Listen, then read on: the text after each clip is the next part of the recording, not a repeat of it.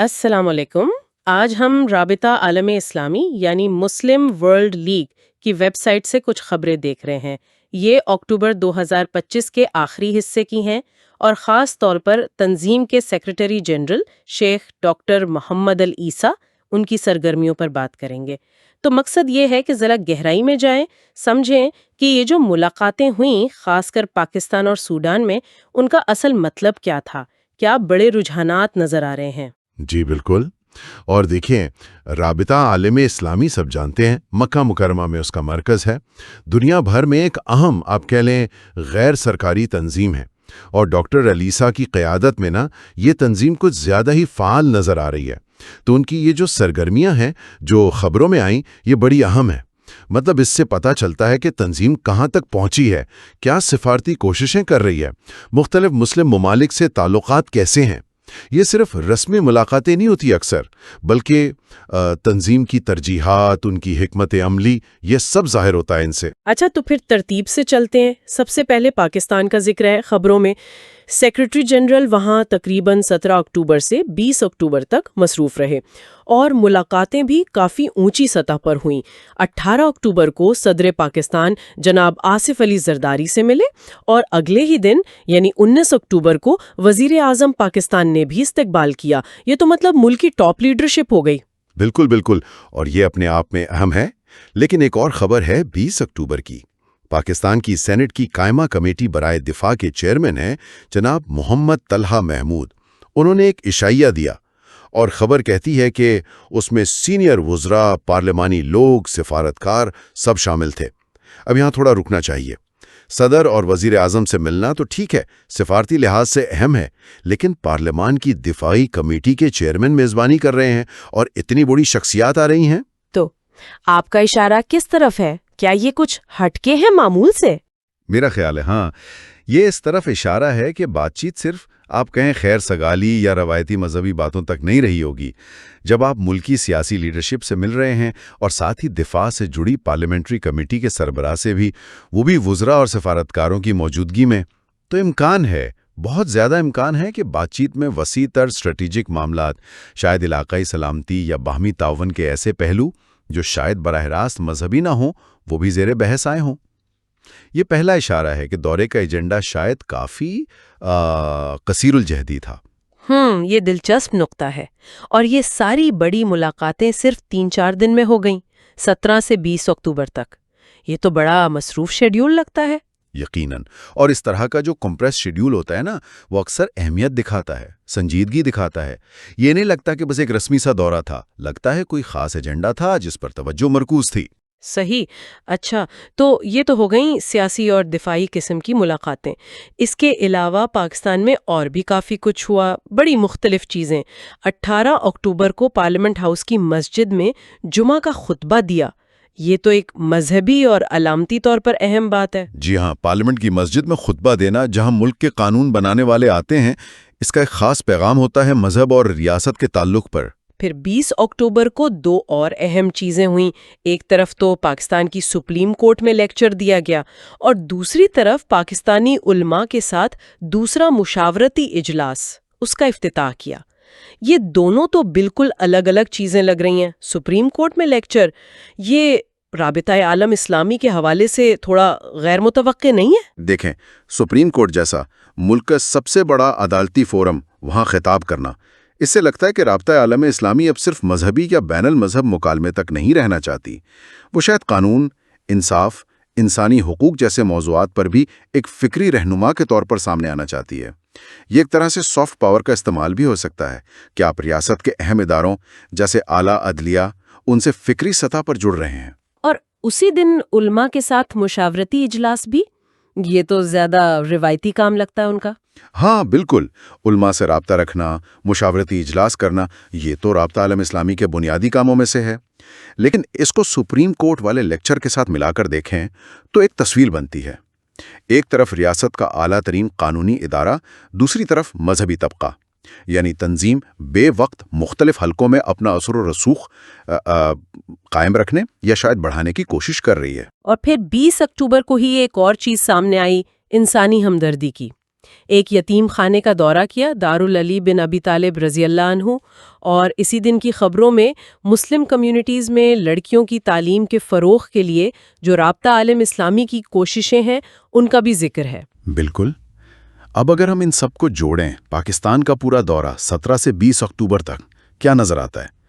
اعلیٰ سیاسی قیادت سے ملاقاتیں، دفاعی کمیٹی سے رابطہ، پارلیمنٹ میں مذہبی خطاب، سپریم کورٹ میں علمی لیکچر، علماء سے مشاورت، یتیم خانے کا دورہ، لڑکیوں کی تعلیم پر زور۔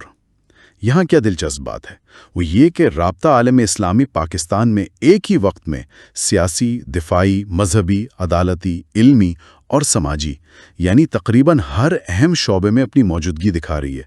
یہ صرف ایک مذہبی تنظیم کا دورہ نہیں لگتا، یہ ایک بین الاقوامی تنظیم کی جامع حکمت عملی لگتی ہے جو معاشرے اور ریاست کے ہر اہم ستون سے تعلق بنانا چاہتی ہے۔ یہ multi dimensional soft power approach کی ایک اچھی مثال ہے۔ واقعی یہ تو بہت جامع تصویر بن گئی۔ پاکستان میں اتنی ساری اتنی مختلف مصروفیات کے بعد اب سوال یہ ہے کہ ڈاکٹر علیسہ کہاں گئے؟ تو خبریں ہمیں فوراً ایک اور اہم ملک لے جاتی ہیں، سوڈان۔ وہاں سرگرمیاں 21 اکتوبر سے شروع ہوئیں اور تقریباً 27 اکتوبر تک چلیں۔ جی، اور سوڈان کا معاملہ ذرا مختلف ہے۔ پاکستان کے مقابلے میں اس کا پس منظر الگ ہے۔ سوڈان پچھلے کچھ سالوں سے سیاسی عدم استحکام سے گزرا ہے، اقتدار کی کشمکش رہی ہے، اندرونی چیلنجز ہیں، وہاں استحکام لانے کی کوششیں ہو رہی ہیں۔ تو اس پس منظر میں رابطہ عالم اسلامی کے سیکریٹری جنرل کی مصروفیات کو دیکھنا ہوگا۔ یہاں بھی اعلیٰ سطحی رابطے ہوئے ہیں۔ 24 اکتوبر کو سوڈان کی خود مختار کونسل کے صدر جنرل عبدالفتاح البرہان ان سے سیکریٹری جنرل کی فون پر بات ہوئی۔ یہ تو ملک کے فوجی سربراہ ہیں، ریاستی سربراہ بھی۔ اور ساتھ ہی سوڈانی وزیر اعظم جو سویلین ہیں پروفیسر کامل ادریس، ان کے ساتھ 22 اکتوبر کو باقاعدہ مذاکرات ہوئے، اور پھر 27 اکتوبر کو وزیر اعظم نے دوبارہ سیکریٹری جنرل کا استقبال بھی کیا۔ یہ پہلو بہت اہم ہے۔ کیوں؟ کیا یہ عام بات نہیں کہ کسی ملک کے دورے پر دونوں بڑے رہنماؤں سے ملا جائے؟ سوڈان کے جو خاص سیاسی حالات ہیں نا، اس میں یہ عام بات سے زیادہ معنی رکھتا ہے۔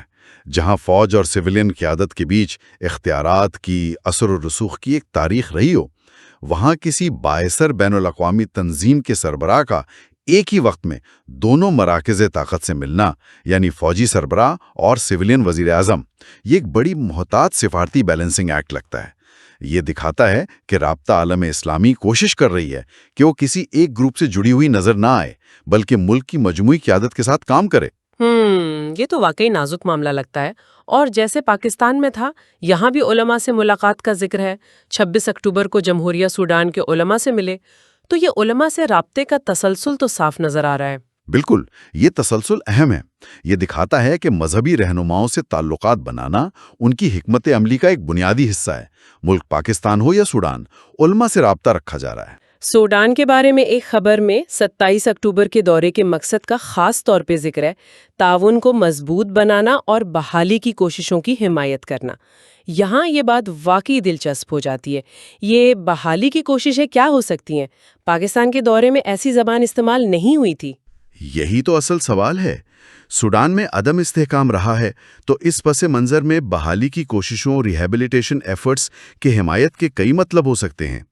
کیا یہ براہ راست انسانی ہمدردی کی مدد ہے، جیسے خوراک یا دوائیاں وغیرہ؟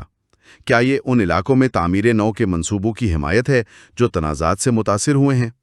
یا پھر کیا اس کا تعلق معاشرے میں صلح صفائی یا مکالمے کو فروغ دینے سے ہے، جس میں مذہبی رہنما اپنا کردار ادا کر سکتے ہیں؟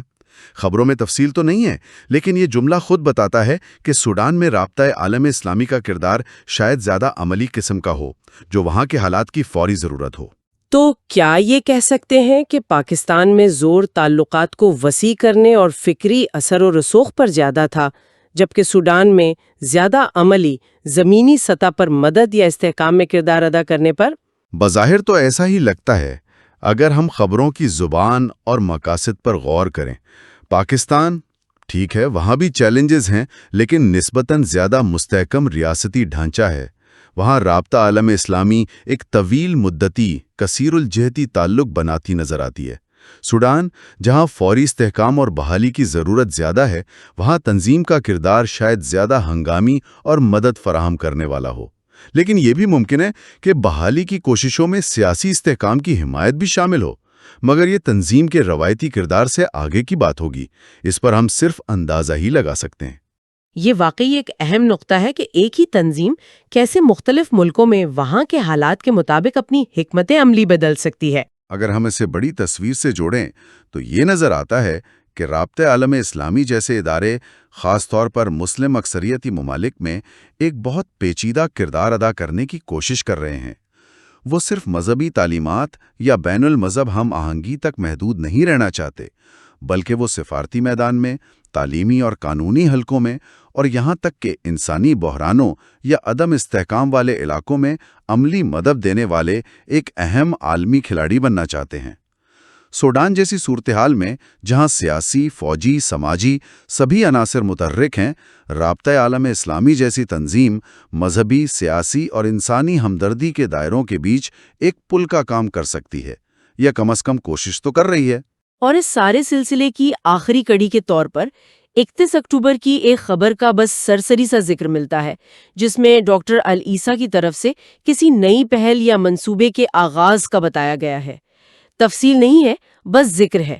یہ بس اس بات کو مزید پختہ کرتا ہے کہ ان کی سرگرمیاں رکی نہیں ہیں، مسلسل جاری ہیں۔ جی ہاں، یہ ظاہر کرتا ہے کہ تنظیم متحرک ہے اور نئے اقدامات کرتی رہتی ہے۔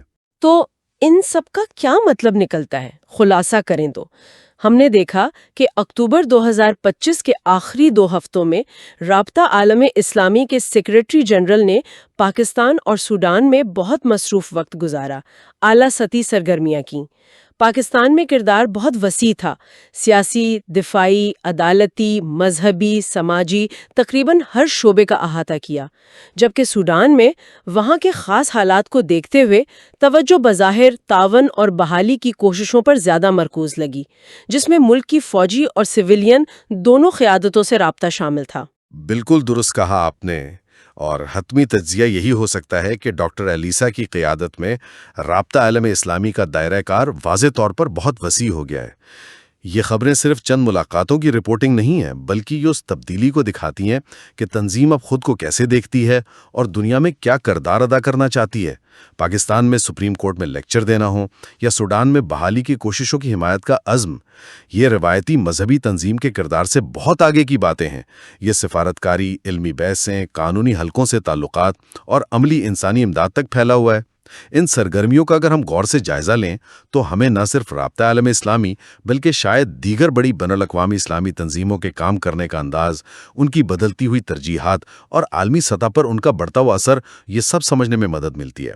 وہ اب صرف مذہبی پلیٹ فارم نہیں رہے، بلکہ کثیر الجہتی عالمی اداکار بننے کی کوشش کر رہے ہیں۔ یہ واقعی ایک بہت گہری بات چیت رہی، اور ان تمام سرگرمیوں کو دیکھتے ہوئے جو ہم نے ذرائع سے دیکھیں، ایک سوال ذہن میں آتا ہے جس پر سوچا جا سکتا ہے۔ پاکستان میں عدلیہ جیسے اداروں تک پہنچنا اور سوڈان جیسے ملک میں بحالی کی کوششوں میں عملی دلچسپی لینا، کیا مستقبل میں رابطہ عالم اسلامی جیسی تنظیمیں مسلم دنیا میں صرف مذہبی یا سفارتی کردار سے آگے بڑھیں گی؟